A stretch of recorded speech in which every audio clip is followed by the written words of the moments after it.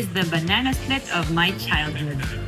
Ang OG na banana split ng Angeles City, sabayan mo pa ng family meal na merong pansit, fried rice and chicken, sizzling pork chop na naliligo sa gravy, meron din silang tacos, bulang lang, at marami pang iba. Nako, childhood favorite to ng maraming Angeleños. So tara, samahan nyo kami today dito sa Mr. Frosty, formerly known as Balibago Ice Cream House, and they have been around for almost 5 decades. We visited their Balibago branch, ito yung malapit sa Diamond. They also have SM Clark and soon to open sa May Pandan. At dahil maulan ng panahon, in-order namin yung bulang lang na liempo. Pero meron din silang option ng hipon or bangus. Crowd favorite yung kanilang sizzling pork chop na naliligo sa gravy, may kasamang thick cut fries, mixed vegetables, and rice. Magmula nung elementary pa ako, paboritong order ni Mama dyan, etong tacos. Crispy yung shell, merong meat, vegetables, cheese, at itong tomato-based na sauce. And guys, the wave of nostalgia with every bite. Ang saya ng feeling nun, no? Siyempre, trademark talaga nila yung mga sobrang affordable na family meal. Imagine 740 pesos lang. Good for around 5 people na. Itong in-order namin has fried chicken, pancit canton, fried rice, and 1.5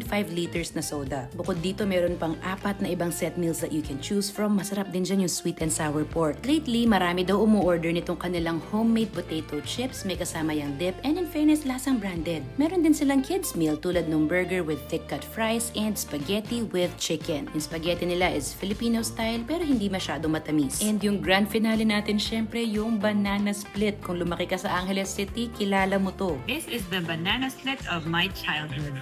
Apart from ice cream and bananas, meron din yung crushed na frozen strawberry, pineapples, and chilled cream on top. Isa talaga ang Mr. Frosty sa mga homegrown, classic, at mahirap kalimutan na mga kainan dito sa Angeles City. Ikaw, ano ba yung mga paborito mong ino-order dito at kailan ka huling kumain sa Mr. Frosty?